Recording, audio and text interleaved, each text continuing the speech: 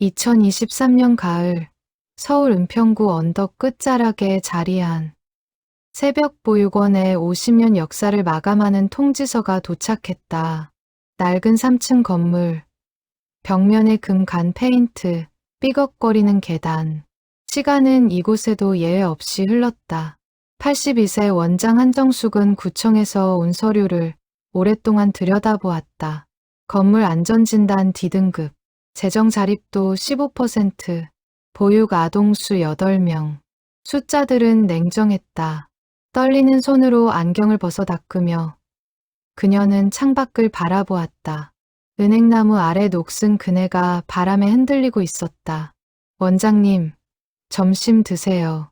25년차 보육교사 김미선이 쟁반을 들고 들어왔다. 한정숙은 억지로 미소 지으며 고개를 끄덕였다. 하지만 밥은 목으로 넘어가지 않았다. 1973년, 29살의 나이로 이곳 문을 열었던 그날이 떠올랐다. 당시 그녀는 이화여대 사회복지학과를 막 졸업한 청년이었다. 부모님이 물려준 2층 한옥을 개조해 보육원을 시작했다. 주변 사람들은 말렸다.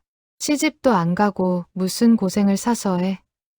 하지만 한정숙의 결심은 확고했다. 6.25 전쟁 때 부모를 잃고 고아원에서 자랐던 자신의 유년이 평생의 빚으로 남아 있었기 때문이다. 첫 해에 받아들인 아이는 단 셋이었다. 생후 3개월 된 여자아기, 5살 남자아이, 7살 여자아이. 밤새 우는 아기를 안고 걸으며 한정숙은 다짐했다. 이 아이들에게만큼은 외롭지 않은 어린 시절을 만들어주겠다고. 50년이 흐르는 동안 새벽 보육원을 거쳐간 아이는 총 237명이었다.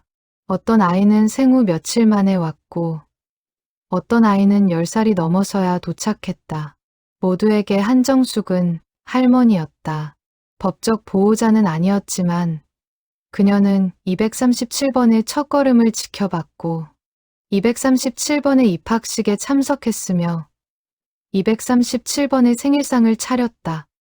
원장님, 이거 어떻게 하시려고요? 김미선이 조심스럽게 물었다. 한정숙은 잠시 침묵하다가 천천히 입을 열었다. 아이들한테 연락해야지. 다들 알 권리가 있으니까. 그날 저녁, 한정숙은 낡은 주소록을 꺼냈다. 50년간 손으로 적어온 이름과 전화번호들. 어떤 페이지는 눈물 자국으로 얼룩져 있었고, 어떤 페이지는 기쁨의 메모로 가득했다. 2002년 5월, 수진이 대학 합격. 2015년 3월, 민우 결혼. 2018년 7월, 영희 첫 아기 출산. 전화를 걸기 시작했다. 첫 번째 전화를 받은 사람은 현재 50세가 된 박수진이었다. 생후 한 달 만에 새벽 보육원에 맡겨졌던 그녀는 지금 중학교 교사로 일하고 있었다. 할머니, 그게 무슨 말씀이세요? 수진의 목소리가 떨렸다. 한정숙은 최대한 담담하게 설명했다. 건물 노후, 재정 문제, 정부 지원 중단. 수진은 한동안 말이 없더니 가까스로 말했다. 할머니, 제가 뭐 도와드릴 거 없을까요? 아니란다. 그냥 마지막으로 얼굴 한번 보고 싶구나. 전화를 끊고 나서 한정숙은 긴 한숨을 내쉬었다. 앞으로 236통의 전화가 더 남아 있었다. 그녀는 떨리는 손으로 두 번째 번호를 눌렀다. 밤 11시가 되어서야 모든 전화를 마쳤다. 목소리는 쉬어 있었고 눈은 충혈되어 있었다. 하지만 한정숙의 표정은 의외로 평온했다. 237명 중 연락이 닿은 사람은 198명.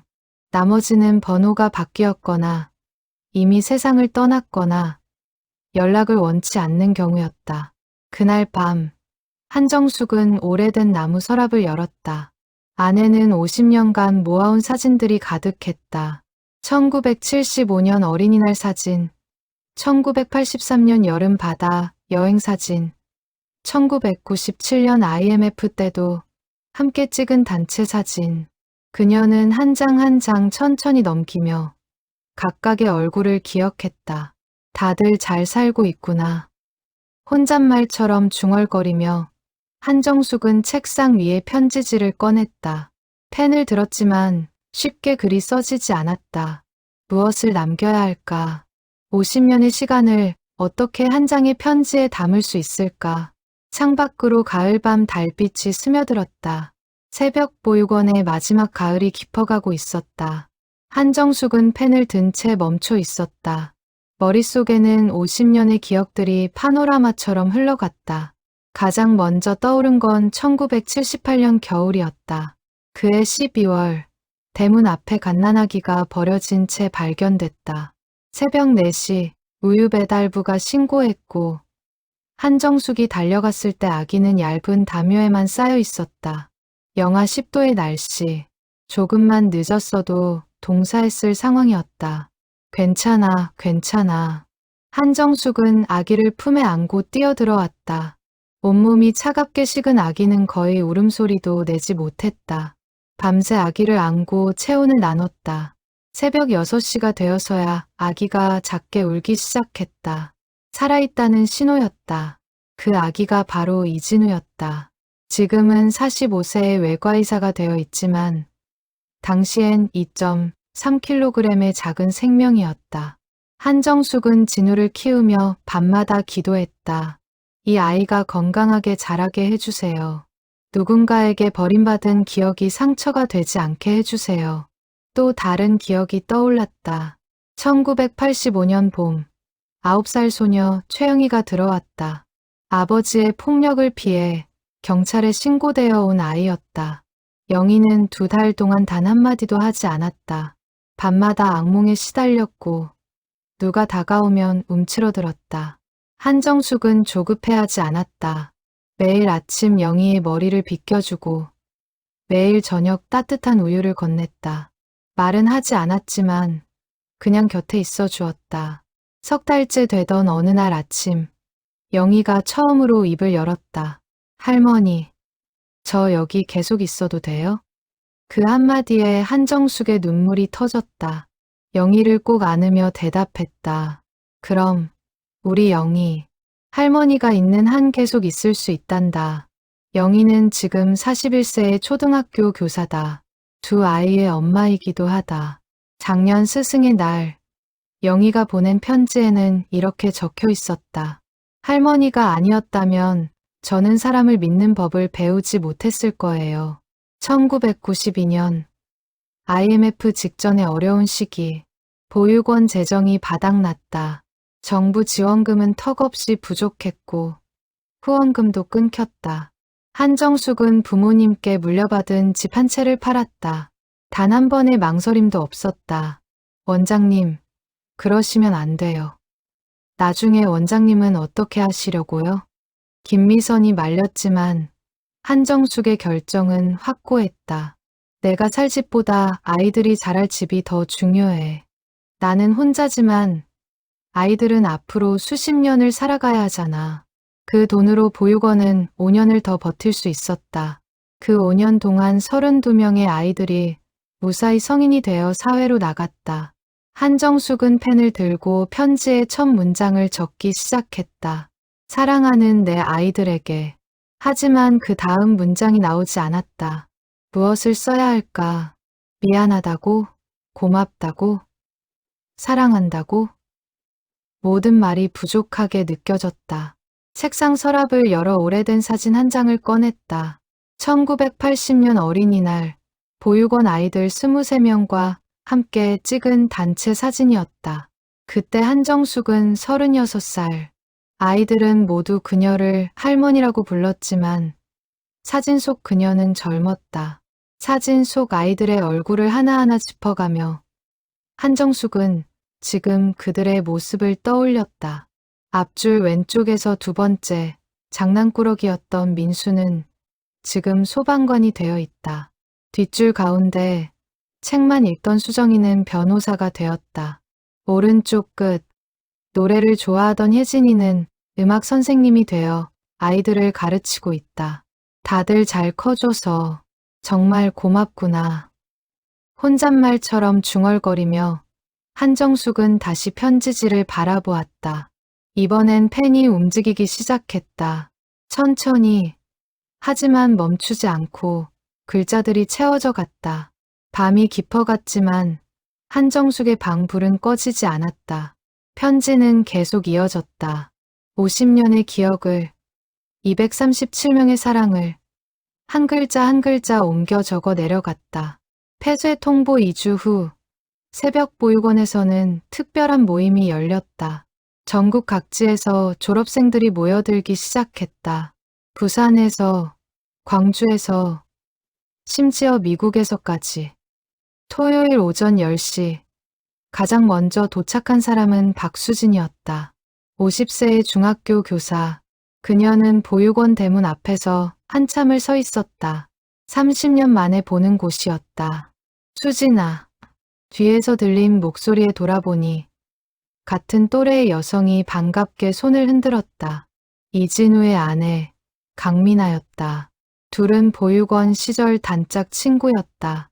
미나야, 정말 오래간만이다. 두 사람은 껴안으며 눈물을 흘렸다.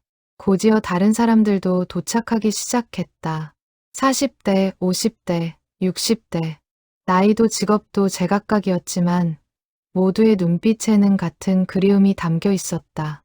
오후 2시, 보육원 강당에 198명이 모였다. 한정숙이 문을 열고 들어서자 모든 사람이 일어나 박수를 쳤다. 한정숙은 그 모습을 보며 눈시울이 붉어졌다. 할머니. 가장 먼저 달려온 사람은 이진우였다. 45세의 외과의사. 그는 한정숙의 손을 꼭 잡았다. 할머니, 건강하셨어요? 그래, 진우야. 너도 잘 지냈니? 짧은 대화였지만 그 안에 30년의 그리움이 담겨 있었다. 한정숙은 강단에 섰다. 198명의 시선이 그녀에게 집중됐다. 다들 와줘서 정말 고맙구나. 할머니가 미안하다. 목이 메어 더 이상 말을 잇지 못했다. 그때 뒷자리에서 누군가 외쳤다. 할머니, 미안하긴요. 할머니 덕분에 우리가 지금 여기 있는 거예요. 최영이었다. 41세 초등학교 교사. 한때 말을 잃었던 그 소녀는 이제 당당한 어른이 되어 있었다. 그녀의 말에 다른 사람들도 동의하며 박수를 쳤다. 한정숙은 준비해온 이야기를 시작했다. 보육원 폐쇄 결정, 앞으로의 계획, 남은 8명의 아이들을 위한 조치들. 모두 조용히 들었다. 그런데 할머니, 중간쯤에서 한 남자가 손을 들었다. 52세의 건축가 김태수였다. 우리가 힘을 모으면 보육원을 살릴 수 있지 않을까요? 저는 건물 보수를, 다른 분들은 각자 할 수 있는 걸 하면. 그의 제안에 여기저기서 동의의 목소리가 터져 나왔다. 맞아요. 저는 회계사니까 재정 관리를 도와드릴 수 있어요. 저는 변호사입니다. 법적 문제는 제가 맡을게요. 저는 사회복지사로 일해요. 정부 지원금 신청 도와드릴 수 있습니다. 한정숙은 그들의 순수한 마음에 감동했지만 고개를 저었다. 고맙다. 정말 고맙다. 하지만 할머니는 이제 82살이란다. 솔직히 말하면 더 이상 아이들을 돌볼 체력이 없구나. 그 말에 강당이 조용해졌다. 모두가 현실을 직시해야 하는 순간이었다. 한정숙은 계속 말을 이었다. 대신 할머니가 너희에게 부탁이 하나 있어. 지금 보육원에 남아있는 8명의 아이들. 너희가 도와줄 수 있니? 후원이든 멘토링이든 뭐든 괜찮아. 당연하죠. 이번에는 여러 명이 동시에 대답했다. 이진우가 앞으로 나왔다. 할머니, 8명 명단 주시면 우리가 1:1 매칭해서 책임지겠습니다. 대학 졸업할 때까지 학비, 생활비 전부 지원하겠습니다. 저도 동의합니다.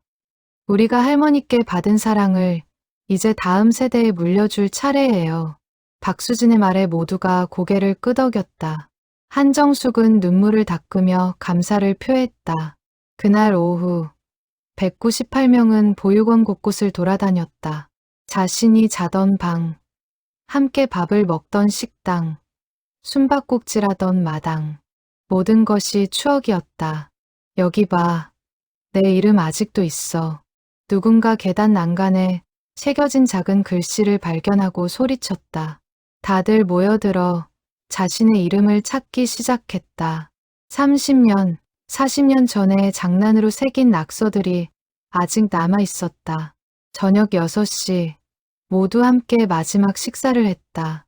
한정숙이 직접 만든 김치찌개와 된장찌개, 50년간 변하지 않은 그 맛에 많은 사람들이 눈물을 흘렸다. 할머니, 이 맛이에요. 바로 이 맛. 어릴 때 먹던 그 맛 그대로네요. 밤 10시, 모임이 끝나갈 무렵 한정숙은 준비해 온 봉투 198개를 꺼냈다. 각자의 이름이 적힌 봉투였다. 이건 나중에 집에 가서 읽어보렴. 할머니가 너희 한 명 한 명에게 하고 싶은 말을 적어뒀단다. 사람들은 봉투를 받아들며 궁금해했지만 아무도 그 자리에서 뜯지 않았다. 한정숙의 부탁대로 집에 가서 읽기로 했다. 하나씩 떠나는 사람들과 포옹하며 한정숙은 생각했다. 잘 키웠구나. 정말 잘 키웠어. 그녀의 50년 인생이 결코 헛되지 않았다는 확신이 들었다.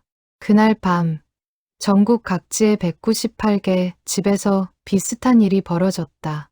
보육원에서 받아온 봉투를 여는 순간이었다. 부산 해운대의 한 아파트.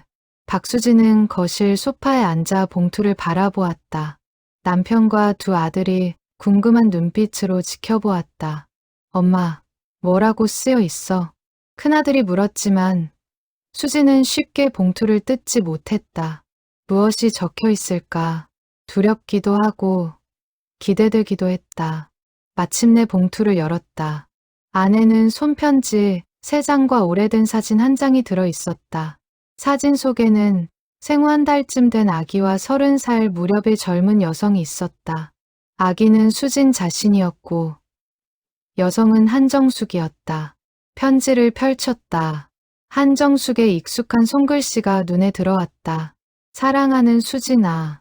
첫 문장부터 눈물이 났다. 수진은 떨리는 목소리로 편지를 읽기 시작했다. 너는 1973년 11월 15일 새벽 보육원 대문 앞에서 발견되었단다. 우유 배달 아저씨가 신고해서 내가 달려갔을 때 너는 얇은 담요에만 쌓여 있었어. 너무 추워서 내 입술이 파래져 있었지. 할머니는 그날 밤 내가 죽을까봐 한숨도 못 잤어. 체온계를 보며 내 온도가 올라가기만을 기도했지. 새벽 5시쯤 내가 처음으로 울었을 때 할머니도 함께 울었단다. 살아있다는 게, 숨 쉰다는 게 그렇게 감사할 수가 없었어. 너를 키우는 20년 동안 할머니는 단 한 번도 후회한 적이 없어. 내가 처음 걸음마를 했을 때, 초등학교에 입학했을 때, 중학교 졸업식 때, 우등상을 받았을 때, 모든 순간이 할머니에게는 기적이었단다. 수진아, 할머니가 내게 고백할 게 있어. 사실 너는 할머니가 낳은 딸이 아니야. 하지만 할머니 마음속에서는 너는 진짜 내 딸이었어. 아니, 딸 이상이었어. 할머니는 평생 결혼하지 않았어. 아이도 낳지 않았지. 하지만 237명의 너희가 있었기에 할머니는 세상에서 가장 부유한 엄마였단다. 수진아, 행복하게 살아라. 내 두 아들을 사랑으로 키우렴. 그것이 할머니가 바라는 전부란다. 편지를 다 읽은 수진은 얼굴을 감싸고 울었다. 남편이 다가와 어깨를 안았다. 괜찮아, 여보. 우셔도 돼. 같은 시각, 서울 강남의 한 병원 당직실. 외과의사 이진우는 밤 근무 중 잠시 휴식 시간에 봉투를 열었다. 그의 편지에도 비슷한 내용이 적혀 있었다. 진우야, 너는 1978년 12월 23일 크리스마스 이틀 전에 왔어. 영하 10도의 추운 날이었지. 너를 발견했을 때 할머니는 정말 화가 났어. 어떻게 이렇게 추운 날 아기를 버릴 수 있나 하고. 하지만 내가 할머니 품에 안겼을 때 모든 분노가 사라졌어. 그저 내가 살아있다는 것에 감사했지. 내가 따뜻해지면서 작게 울 때 할머니는 하늘에 감사 기도를 했단다. 진우야, 너는 아주 약한 아기였어. 첫 1년 동안 병원을 10번도 넘게 갔지. 폐렴에도 걸렸고 장염에도 걸렸어. 할머니는 매일 밤 내 이마에 손을 대고 열을 확인했단다. 너는 아주 똑똑한 아이로 자랐어. 초등학교 때부터 의사가 되고 싶다고 했지. 할머니는 그 꿈을 응원했어. 내가 의대에 합격했을 때 할머니는 기뻐서 일주일 동안 잠을 못 잤단다. 진우야, 할머니가 고백한다. 너는 할머니가 낳은 아들이 아니야. 하지만 할머니에게 너는 진짜 아들이었어. 237명의 아이들 모두가 할머니의 진짜 자식이란다. 이제 내가 할머니 역할을 해줄 차례야. 내 딸을 사랑으로 키우고 내 환자들을 정성으로 돌보렴. 그것이 할머니가 내게 물려주고 싶은 유산이란다. 진우는 편지를 읽으며 눈물을 참았지만 마지막 문장에서는 참을 수 없었다. 당직실 책상에 엎드려 소리 없이 울었다. 광주의 한 초등학교 교사 숙소. 최영희도 편지를 읽고 있었다. 영희야, 너는 1985년 4월에 왔어. 9살이었지. 너는 2달 동안 말을 하지 않았어. 밤마다 악몽에 시달렸고 누가 다가오면 움츠러들었지. 할머니는 조급해하지 않았어. 그냥 매일 내 곁에 있었어. 내 머리를 빗겨주고 우유를 데워주고 잠들 때까지 손을 잡아주었지. 3달째 되던 날 내가 처음으로 말했을 때를 할머니는 평생 잊지 못할 거야. 할머니, 저 여기 계속 있어도 돼요? 그 한마디에 할머니 눈물이 쏟아졌단다. 영희야, 너는 할머니에게 특별한 아이였어. 상처받은 영혼을 치유하는 게 얼마나 어려운 일인지 배웠거든. 하지만 너는 결국 웃는 법을 배웠고 사랑하는 법을 배웠어. 지금 내가 초등학교 선생님이 된 것은 우연이 아니란다. 너는 내가 받은 사랑을 다른 아이들에게 전하고 싶었던 거야. 할머니는 그게 정말 자랑스럽단다. 영희야, 고백한다. 너는 할머니가 낳은 딸이 아니야. 하지만 할머니에게 너는 진짜 딸이었어. 내가 할머니를 엄마라고 부르지 않았어도 할머니는 내 엄마였단다. 영희는 편지를 읽으며 20년 전 그날을 떠올렸다. 말을 잃었던 자신에게 한정숙은 매일 이야기를 들려줬다. 강요하지 않고 기다려주었다. 그 인내심이 자신을 살렸다는 것을 이제야 깨달았다. 그날 밤 198개의 집에서 비슷한 울음소리가 터졌다. 모두가 깨달았다. 한정숙은 단순한 보육원 원장이 아니었다. 그녀는 237명의 진짜 엄마였다. 다음 날 아침 박수진의 휴대전화가 울렸다. 이진우였다. 수진 누나, 편지 읽으셨어요? 응, 읽었어. 너도? 네, 어젯밤 내내 울었어요. 누나, 우리 뭔가 해야 할 것 같아요. 두 사람은 긴 통화 끝에 결론을 내렸다. 198명 전체 모임을 다시 소집하기로. SNS 단체 채팅방이 만들어졌고 메시지가 쏟아졌다. 저도 편지 읽었어요. 할머니께 뭔가 보답해야 할 것 같아요. 맞아요. 우리가 힘을 모으면 뭔가 할 수 있을 거예요. 50주년 기념 파티는 어때요? 할머니께 감사를 표현하는 자리로. 일주일 후 198명이 다시 모였다. 이번에는 서울 시내의 한 대형 홀을 빌렸다. 각자 자신의 가족들도 데려왔다. 배우자, 자녀들까지 합치니 500명이 넘는 인원이었다. 한정숙은 처음에는 거절했다. 아이고, 그럴 필요 없어. 그냥 조용히. 하지만 아이들의 고집을 꺾을 수 없었다. 결국 휠체어를 타고 행사장에 도착했을 때 500명이 일제히 일어나 박수를 쳤다. 무대 중앙에 마련된 의자에 앉은 한정숙. 그녀 앞으로 한 명씩 나와 이야기를 시작했다. 가장 먼저 나온 사람은 62세의 가장 나이 많은 졸업생 강철수였다. 그는 1968년 한정숙이 보육원을 시작하기 5년 전부터 그녀가 개인적으로 돌보던 아이였다. 할머니, 저 기억하세요? 제가 10살 때 고아원에서 할머니를 처음 만났을 때 할머니는 24살이었어요. 저보다 겨우 14살 많은 언니 같은 사람이었죠. 철수의 목소리가 떨렸다. 그때 할머니가 하신 말씀을 평생 잊을 수가 없어요. 철수야, 너는 혼자가 아니야. 내가 있잖아. 그 한마디가 저를 살렸습니다. 철수는 지금 자동차 정비소를 운영하며 세 자녀를 대학까지 보냈다. 그의 두 아들도 무대로 올라와 한정숙에게 절을 올렸다. 할머니, 저희 아버지를 키워주셔서 감사합니다.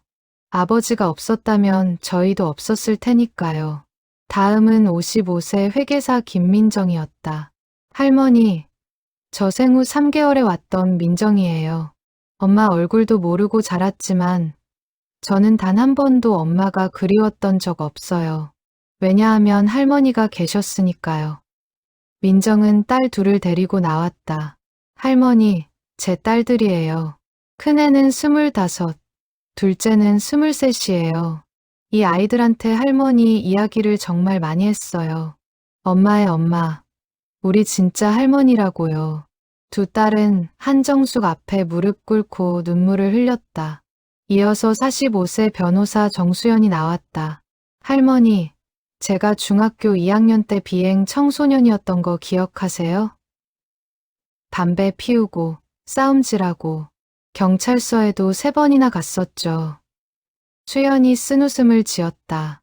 그때 할머니가 저를 때리지 않으셨어요. 화내지도 않으셨죠.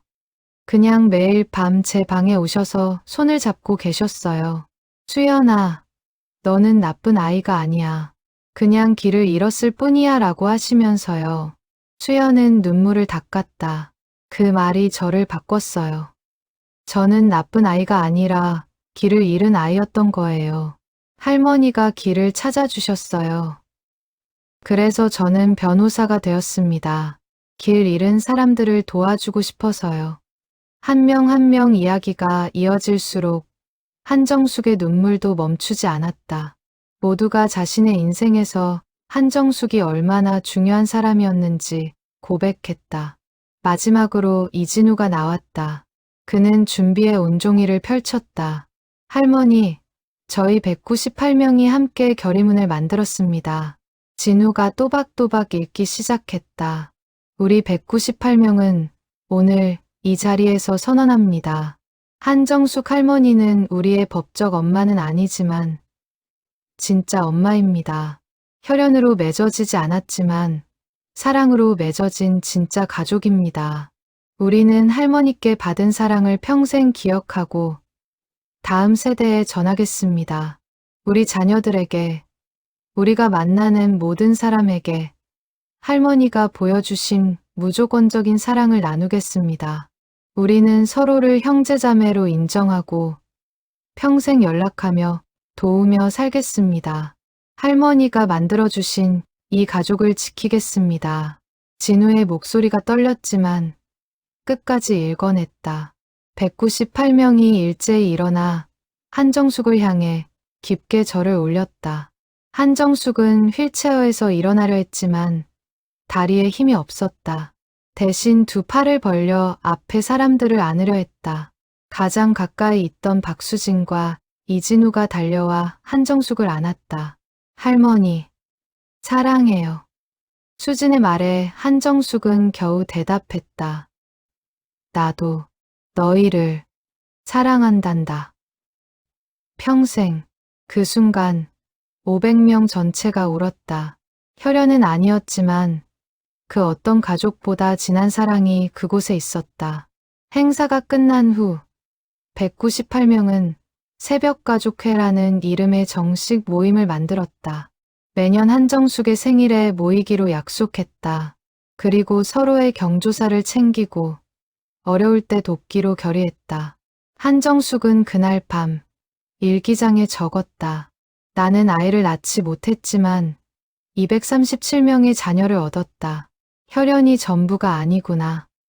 사랑이 진짜 가족을 만드는구나. 새벽가족회가 결성된 다음 주, 이진우는 보육원을 다시 찾았다. 이번에는 다른 목적이 있었다. 한정숙이 말했던 마지막 8명의 아이들을 만나기 위해서였다. 보육원 거실에 8명의 아이들이 모여 있었다. 가장 어린 아이는 5살, 가장 나이 많은 아이는 16살이었다. 모두 긴장한 표정으로 진우를 바라보았다. 안녕, 나는 이진우라고 해. 너희처럼 여기서 자랐던 형이야. 진우의 부드러운 말투에 아이들이 조금 긴장을 풀었다. 16살 고등학생 박지훈이 조심스럽게 물었다. 형님, 보육원이 정말 문을 닫는 거예요? 응. 안타깝지만 그래. 하지만 걱정하지 마. 너희를 도와줄 사람들이 많아. 진우는 준비해온 서류를 꺼냈다. 198명의 졸업생 중 자원한 사람들의 명단이었다. 각 아이마다 멘토 2명씩 배정되어 있었다. 지훈아, 너는 대학 진학을 준비 중이지. 내 멘토는 서울대 교수님이랑 변호사 선생님이야. 학비는 전액 지원되고 생활비도 매달 나와. 지훈의 눈이 커졌다. 정말요? 저 같은 애한테요? 저 같은 애라니. 너는 우리 동생이야. 당연히 도와줘야지. 13살 중학생 김수연이 작은 목소리로 물었다. 저는요? 수연이 너는 피아노를 좋아한다고 들었어. 내 멘토는 음대 교수님이랑 피아니스트 선생님이야. 레슨비 걱정하지 마. 수연이 눈물을 글썽였다. 진우는 한 명 한 명 설명해 나갔다. 10살 이민호는 축구 선수 지망생. 멘토는 전 국가대표 출신 코치. 8살 최혜린이는 그림을 좋아해서 멘토는 미술학원 원장. 5살 강태민이는 가장 어려서 유치원 교사와 수학과 의사가 담당. 우리가 너희를 책임질게. 대학 졸업할 때까지. 아니, 그 이후에도 계속. 진우의 말에 아이들이 울기 시작했다. 특히 지훈이는 얼굴을 감싸고 소리내어 울었다. 형님, 저희 같은 애들을 왜 도와주세요? 저희는 아무것도 아닌데. 진우가 지훈의 어깨를 잡았다. 아무것도 아니라니. 너희는 우리 가족이야. 우리도 똑같이 여기서 자랐어. 할머니께 받은 사랑을 이제 너희에게 전하는 거야. 그날부터 새벽가족회 멤버들은 8명의 아이들과 정기적으로 만났다. 박수진은 수연이의 교육 멘토가 되었고, 빈민정은 예린이의 미술활동을 지원했다. 정수연 변호사는 지훈의 법학 공부를 도왔고, 강철수는 민호의 축구 연습을 함께했다. 3개월 후 보육원 폐쇄일이 다가왔다. 마지막 날 8명의 아이들은 각자의 새 보호자와 함께 보육원을 떠났다. 지우는 이진우의 집으로, 수연이는 박수진의 집으로, 나머지 아이들도 모두 따뜻한 가정으로 향했다. 한정숙은 대문 앞에 서서 떠나는 아이들을 배웅했다. 지훈이 마지막으로 돌아보며 외쳤다. 할머니, 저 꼭 좋은 사람 될게요. 그래서 나중에 저도 다른 아이들 도와줄 거예요. 한정숙은 눈물을 닦으며 손을 흔들었다. 그래, 지훈아. 할머니 믿는다. 모든 아이들이 떠나고 보육원은 텅 비었다. 50년간 아이들의 웃음소리로 가득했던 공간이 이제는 고요했다. 한정숙은 빈 복도를 천천히 걸었다. 각 방을 돌아보며 기억을 떠올렸다.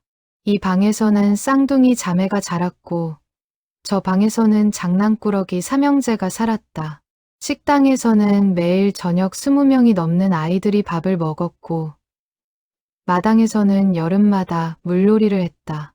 잘 살았구나, 정수가. 혼잣말처럼 중얼거리며 한정숙은 자신의 방으로 돌아왔다. 책상 위에는 237명의 사진첩이 놓여 있었다. 한 장 한 장 넘기며 그녀는 각각의 얼굴을 기억했다. 다들 잘 커줘서 고맙구나. 그날 밤 한정숙은 마지막 일기를 썼다. 오늘로 새벽보육원 50년 역사가 끝났다. 하지만 끝이 아니라 새로운 시작이다. 내 아이들이 이제 다른 아이들을 돌보고 사랑을 전할 것이다. 내가 심은 씨앗이 이제 숲이 되었다. 나는 행복하다. 2024년 가을, 한정숙의 83번째 생일날, 서울 시내 대형 호텔 연회장에 500명이 넘는 사람들이 모였다. 새벽가족회 1주년 기념 파티였다. 1년 전과 달리 이번에는 8명의 새 멤버들도 참석했다. 박지우는 대학교 1학년생이 되어 있었고, 김수연은 청소년 피아노 콩쿠르에서 입상했다. 이민호는 유소년 축구팀에서 주전으로 뛰고 있었고, 최혜린이는 미술학원에서 재능을 인정받았다. 무대에 오른 지훈이 마이크를 잡았다. 할머니, 그리고 형님, 누나님들. 저는 1년 전만 해도 미래가 없다고 생각했어요. 보육원이 문을 닫으면 저는 어디로 가야 하나, 대학은 어떻게 가나, 그런 걱정뿐이었어요. 지훈의 목소리가 떨렸다. 하지만 지금 저는 서울대학교 법학과 1학년생입니다. 진우 형님 집에서 따뜻한 밥을 먹고 공부할 수 있는 책상이 있고 저를 응원해주는 가족이 있어요. 그는 한정숙을 바라보았다. 할머니, 할머니가 심어주신 사랑의 씨앗이 이렇게 자라고 있어요. 저도 나중에 꼭 다른 아이들을 도와줄 거예요. 할머니처럼요. 박수가 터졌다. 다음으로 수연이가 나와 피아노를 연주했다. 쇼팽의 녹턴. 아름다운 선율이 연회장을 가득 채웠다. 연주가 끝나자 한정숙은 눈물을 흘렸다. 우리 수연이가 이렇게 잘 치다니. 이진우가 무대로 나와 보고를 시작했다. 할머니, 그리고 가족 여러분, 새벽가족회 1년 활동 보고를 드리겠습니다. 진우는 준비한 자료를 펼쳤다.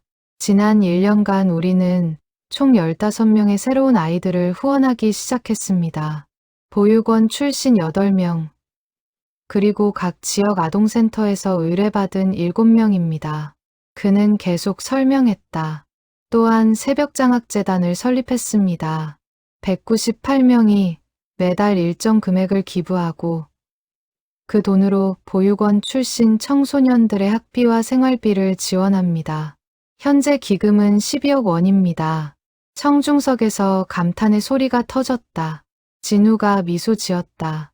이게 전부가 아닙니다. 우리 멤버 중 김태수 형님이 건축 재능 기부를 해주셔서 경기도 파주에 새로운 보육시설을 짓고 있습니다. 내년 봄 완공 예정입니다. 한정숙이 놀란 표정으로 물었다. 그게 무슨 소리니? 김태수가 일어나 설명했다. 할머니, 새벽 보육원은 문을 닫았지만 정시는 계속되어야 한다고 생각했어요. 그래서 새로운 시설을 짓기로 했습니다. 이름은 새벽이집입니다. 태수는 건축 도면을 보여주었다. 3층 건물, 30명 수용 가능, 최신 안전 기준 적용. 할머니께서 원하시면 명예 원장을 맡아주세요. 실제 운영은 젊은 사회복지사들이 하고요. 한정숙은 말문이 막혔다.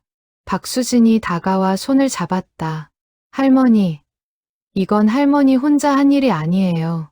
우리 237명이 함께 만든 거예요. 할머니가 시작한 사랑의 바통을 우리가 이어받는 거예요. 그날 파티에서 특별한 순간이 있었다. 237명 새로 합류한 8명 포함 245명이 모두 무대에 올라 한정숙을 둘러쌌다. 가장 나이 많은 강철수가 대표로 말했다. 할머니, 우리 237명은 오늘 할머니를 정식으로 우리 어머니로 인정합니다. 법적으로는 아니지만 마음으로는 진짜 엄마입니다. 철수는 준비한 액자를 꺼냈다. 237명의 이름이 모두 적힌 가족 족보였다.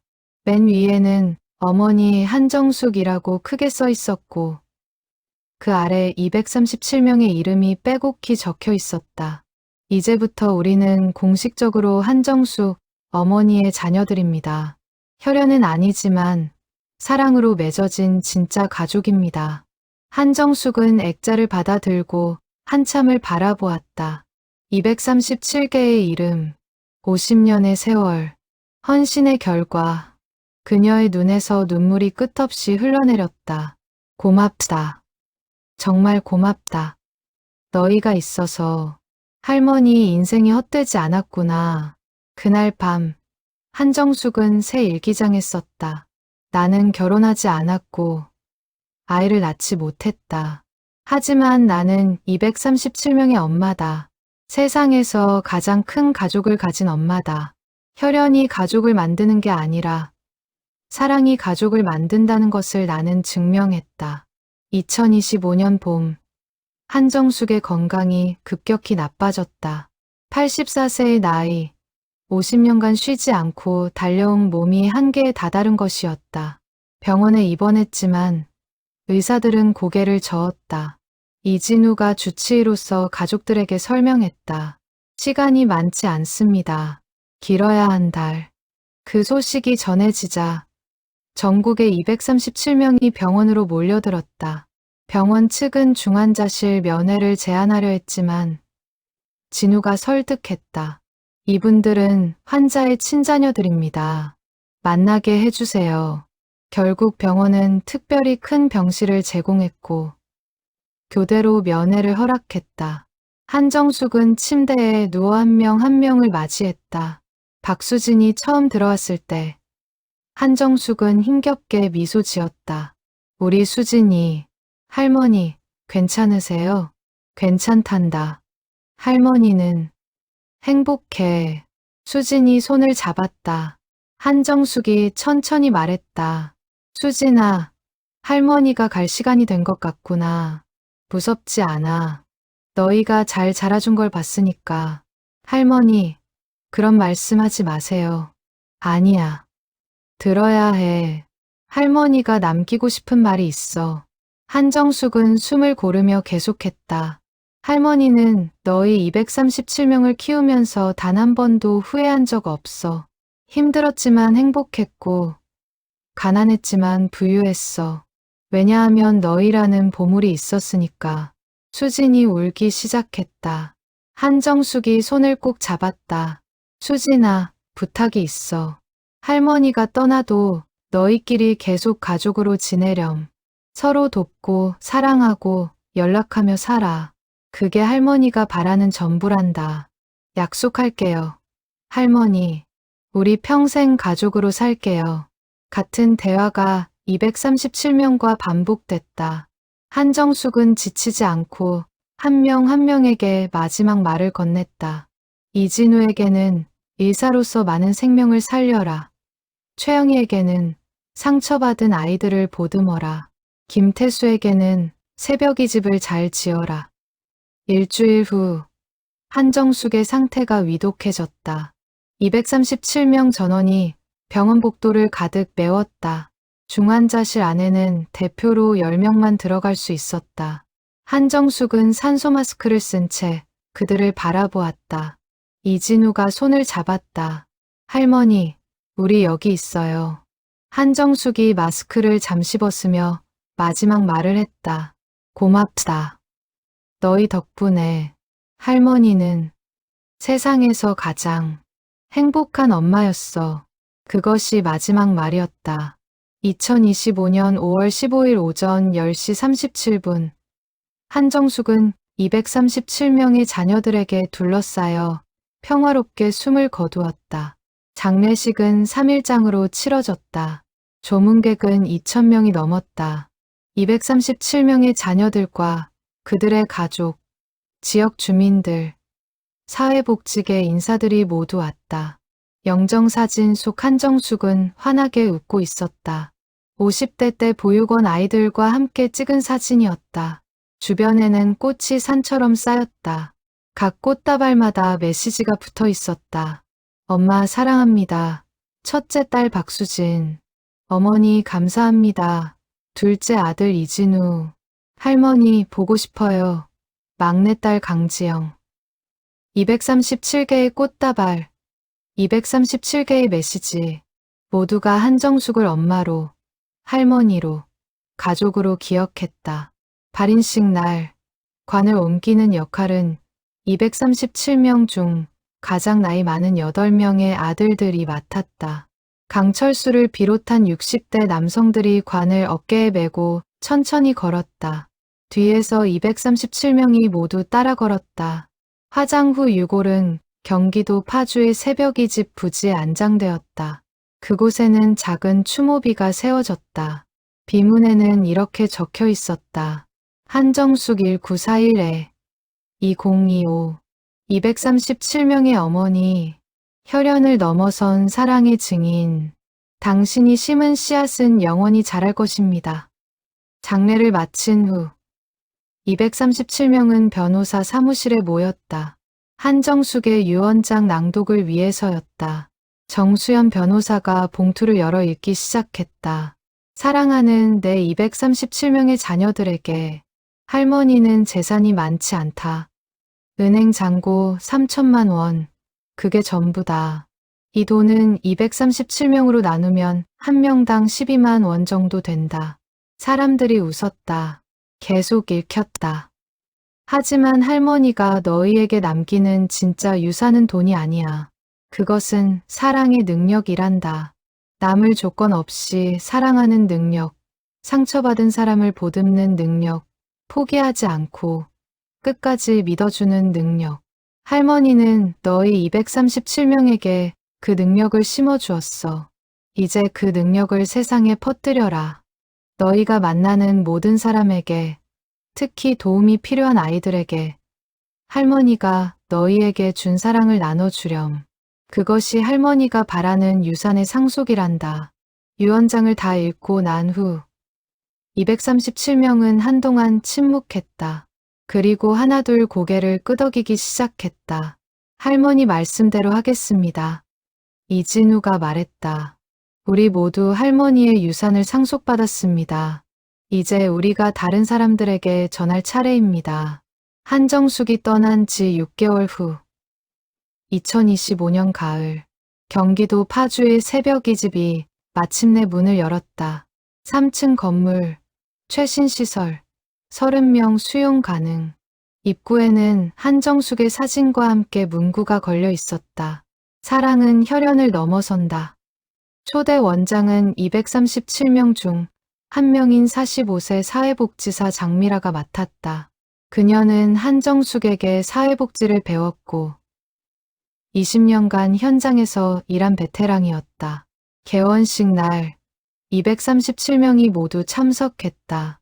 첫 번째 입소 아동은 7세 남자아이 최준호였다. 부모의 학대로 보호가 필요한 아이였다. 준호가 새벽 이 집 문을 들어설 때 장미라 원장이 무릎을 꿇고 눈높이를 맞췄다. 준호야, 여기는 내가 안전하게 자랄 수 있는 곳이야. 우리가 너를 지켜줄게. 그 모습은 50년 전 한정숙이 아이들에게 했던 것과 똑같았다.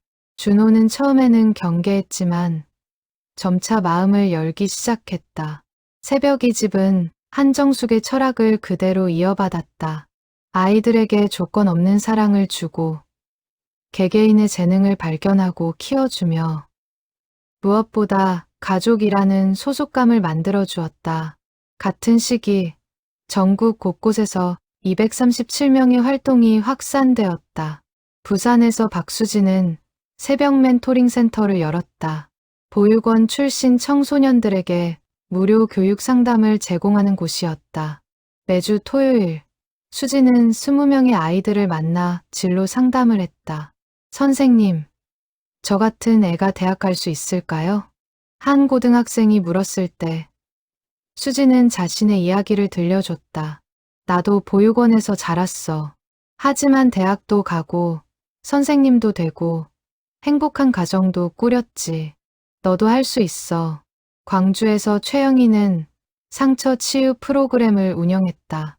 학대받은 아동들을 위한 심리치료 프로그램이었다. 그녀 자신이 한때 말을 잃었던 경험을 바탕으로 아이들의 마음을 치유했다. 서울에서 이진우는 병원 내 무료 진료 클리닉을 열었다. 보육원 아동들의 건강검진과 치료를 무료로 제공했다. 매달 50명 이상의 아이들이 혜택을 받았다. 선생님, 왜 이런 일을 하세요? 간호사가 물었을 때 진우는 대답했다. 내가 받은 사랑을 돌려주는 거예요. 나를 키워준 할머니에게 보답하는 방법이죠. 전국적으로 237명은 각자의 위치에서 한정숙의 정신을 실천했다. 변호사는 무료 법률 상담을, 교사는 무료 방과 후 수업을, 사업가는 장학금을, 음악가는 무료 레슨을 제공했다. 2026년 봄, 새벽가족회는 더 큰 프로젝트를 시작했다. 전국 새벽이집 네트워크 구축이었다. 파주뿐 아니라 부산, 광주, 대구, 대전에도 새벽이집을 짓기로 했다. 김태수 건축가가 설계를 맡았고 237명이 기금을 모았다. 놀랍게도 6개월 만에 50억 원이 모였다. 1인당 평균 2천만 원씩 기부한 것이었다. 이게 가능한 이유가 뭘까요? 한 기자가 이진우에게 물었다. 우리는 가족이니까요. 할머니가 우리에게 준 사랑이 너무 크고 그 빚을 갚고 싶은 마음이 간절해서요. 2027년 전국 5개 도시에 새벽이집이 문을 열었다. 총 150명의 아이들을 수용할 수 있었다. 각 지역의 새벽이집 원장은 모두 237명 중 1명이 맡았다. 더 놀라운 일은 그 다음에 일어났다. 새벽이집 1기 출신 아이들이 성인이 되어 다시 돌아온 것이었다. 2035년 최준호는 26세가 되어 사회복지사가 되었다. 그가 선택한 직장은 파주 새벽이집이었다. 왜 여기로 왔어? 장미라 원장이 물었다. 제가 받은 사랑을 다음 세대에 전하고 싶어서요. 원장님이 저에게 해주신 것처럼요. 준호는 이제 새벽이집의 보육교사가 되어 새로운 아이들을 돌보고 있었다. 그의 모습은 50년 전 한정숙과 닮아 있었다. 2040년 한정숙이 떠난 지 15년이 지났을 때 전국의 새벽이집은 20개로 늘어났다. 1,500명 이상의 아이들이 그곳에서 자랐고 그중 많은 수가 다시 돌아와 후배들을 돌보는 선순환이 만들어졌다. 237명의 원래 자녀들은 이제 60대, 70대가 되었다. 하지만 그들은 여전히 매년 5월 15일 한정숙의 기일에 파주 추모비 앞에 모였다. 박수진 75세가 되어서도 여전히 멘토링 활동을 했다. 이진우 70세에 은퇴했지만 무료 진료는 계속했다. 최영희 66세에도 상처받은 아이들의 상담을 멈추지 않았다. 할머니, 우리 잘하고 있죠. 매년 추모비 앞에서 그들은 한정숙에게 보고했다. 할머니가 심어주신 씨앗이 이렇게 큰 숲이 되었어요. 한정숙의 유산은 단순히 건물이나 제도가 아니었다. 그것은 사랑의 DNA였다. 한 사람이 237명에게 전했고 237명이 수천 명에게 전했으며 수천 명이 다시 수만 명에게 전하는 끝없는 사랑의 확산이었다. 2050년 한정숙이 떠난 지 25년이 지났다. 파주 새벽이집 본관 1층에는 작은 박물관이 만들어졌다. 한정숙 기념관이었다. 그곳에는 50년간의 사진들, 237명의 편지들, 한정숙의 일기장, 그리고 그녀가 썼던 오래된 물건들이 전시되어 있었다. 가장 중심에는 큰 액자가 걸려 있었다. 1980년 어린이날 23명의 아이들과 함께 찍은 단체 사진이었다. 그 옆에는 한정숙이 생전에 남긴 마지막 편지가 액자에 담겨 있었다. 사랑하는 내 237명의 자녀들, 그리고 앞으로 만날 모든 아이들에게 할머니가 너희에게 남기는 메시지는 간단하다. 사랑은 혈연을 넘어선다. 가족은 피로 정해지는 게 아니라 마음으로 만들어진다. 나는 아이를 낳지 못했지만 237명의 엄마가 되었다. 결혼하지 않았지만 세상에서 가장 큰 가족을 가졌다. 부자는 아니었지만 가장 풍요로운 삶을 살았다. 왜냐하면 사랑은 나누면 줄어드는 게 아니라 늘어나기 때문이다. 내가 한 명을 사랑할 때마다 내 마음은 더 커졌다. 237번 사랑했을 때 내 마음은 우주만큼 커져 있었다. 너희에게 부탁한다. 이 사랑을 멈추지 마라. 다음 세대에, 그 다음 세대에 영원히 전하라. 상처받은 아이를 보듬고 외로운 영혼을 안아주고 희망을 잃은 사람에게 빛이 되어라. 그것이 진짜 가족이 하는 일이다. 그것이 진짜 사랑이 하는 일이다. 할머니는 떠나지만 내가 심은 씨앗은 영원히 자랄 것이다. 너희가, 너희 자녀들이, 그리고 그들의 자녀들이 계속 물을 주고 햇빛을 비춰줄 것이니까. 사랑한다. 내 아이들아. 영원히. 마이너스 237명의 엄마, 한정수. 그날 기념관에는 특별한 행사가 열렸다. 새벽이집 25주년 기념식이었다. 참석자 명단은 놀라웠다. 원래 237명 중 생존자 189명, 평균 나이 75세. 1세대 새벽이집 출신 850명, 평균 나이 40대. 2세대 새벽이집 출신 2300명, 평균 나이 20대. 3세대 새벽이집 출신 450명, 평균 나이 10대. 총 3789명. 한정숙 한 사람에서 시작된 사랑의 나무가 이제 거대한 숲이 되어 있었다. 기념식에서 가장 나이 많은 강철수 95세가 연단에 섰다. 휠체어를 타고 있었지만 목소리는 여전히 힘찼다. 여러분, 나는 1968년 10살 때 한정숙 할머니를 만났습니다. 그때 할머니는 24살이었죠. 그 젊은 나이에 고아 한 명을 책임진다는 건 대단한 결심이었어요. 철수는 잠시 숨을 고르며 계속했다. 할머니는 85년 동안 사셨지만 그 영향력은 지금까지 계속되고 있습니다. 여기 계신 3,789명이 그 증거예요. 할머니 한 분이 3,789명의 인생을 바꿨어요. 그는 뒤를 돌아보며 벽에 걸린 가계도를 가리켰다. 나무 형태로 만들어진 거대한 도표였다. 맨 위에 한정숙이 있고 그 아래 237개의 가지가 뻗어 있었다. 각 가지에서 다시 수십 개의 작은 가지들이 뻗어나갔다. 이것이 진짜 유산입니다. 건물도 돈도 아니에요. 사람입니다. 사랑받고 자란 사람들이 다시 다른 사람을 사랑하는 선순환. 그것이 할머니가 남긴 영원한 유산이에요. 다음으로 1세대 출신 최준호 41세. 파주 새벽이집 원장가 나왔다. 저는 7살 때 새벽이집에 왔습니다. 한정숙 할머니는 이미 돌아가신 후였지만 할머니의 정신은 살아 있었어요. 장미라 원장님이 저에게 할머니 이야기를 들려주셨죠. 준호는 미소 지었다. 저는 할머니를 직접 만나지 못했어요. 하지만 할머니의 사랑은 느꼈습니다. 왜냐하면 그 사랑이 사람들을 통해 계속 전해지고 있었으니까요. 그는 자신의 딸 12세를 무대로 불렀다. 이 아이는 제 딸 최서연이에요. 서연아, 증조할머니 한정숙에 대해 뭘 배웠니? 어린 서연이 또박또박 대답했다. 증조할머니는 237명의 아이들을 키우셨어요. 진짜 낳은 게 아니라 사랑으로 키우신 거예요. 그래서 사랑이 더 대단한 거래요. 청중석에서 박수가 터졌다.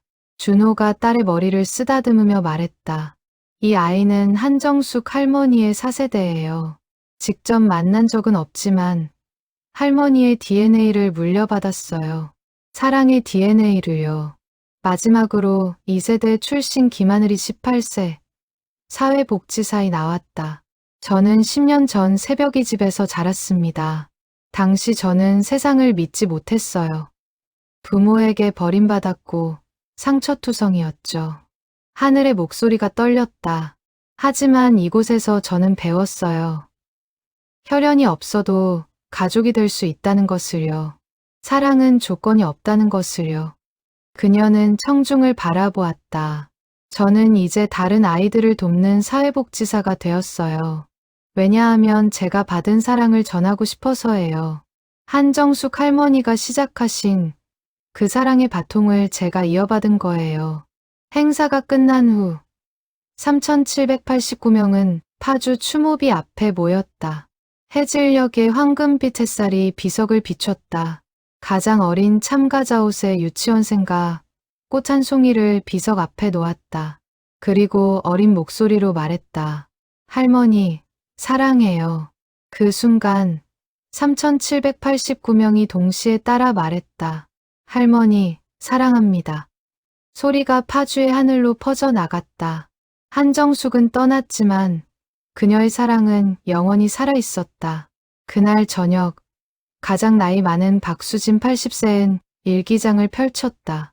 떨리는 손으로 글을 적기 시작했다. 할머니, 오늘 3,789명이 모였어요. 할머니 한 분에서 시작된 사랑이 이렇게 큰 가족을 만들었어요. 할머니는 나는 아이를 낳지 못했다고 말씀하셨죠. 하지만 할머니는 틀리셨어요. 할머니는 세상에서 가장 많은 자녀를 낳으신 분이에요. 우리는 할머니의 DNA를 물려받았어요. 생물학적 DNA가 아니라 사랑의 DNA를요. 그리고 그 DNA는 영원히 전해질 거예요. 할머니, 우리는 약속을 지켰어요. 할머니가 우리에게 심어주신 사랑의 씨앗을 다음 세대에 전했어요. 이제 우리도 나이가 들었어요. 곧 할머니 곁으로 갈 거예요. 하지만 걱정하지 마세요. 우리 뒤에 수천 명이 있어요. 그들이 계속 이어갈 거예요. 할머니가 시작하신 사랑은 절대 끝나지 않을 거예요. 왜냐하면 진짜 사랑은 영원하니까요. 할머니, 정말 감사해요. 우리를 낳아주지 않았지만 우리를 키워주셔서, 혈연을 주지 않았지만 가족을 만들어주셔서, 할머니는 우리에게 증명해 주셨어요. 사랑은 혈연을 넘어선다는 것을요. 가족은 마음으로 만들어진다는 것을요. 사랑합니다, 엄마. 영원히. 당신의 첫째 딸 박수진. 그 밤 파주의 하늘에는 별이 가득했다. 그중 가장 밝게 빛나는 별 하나가 있었다. 사람들은 그것을 정숙별이라고 불렀다. 한정숙의 사랑은 그렇게 별이 되어 영원히 세상을 비추고 있었다.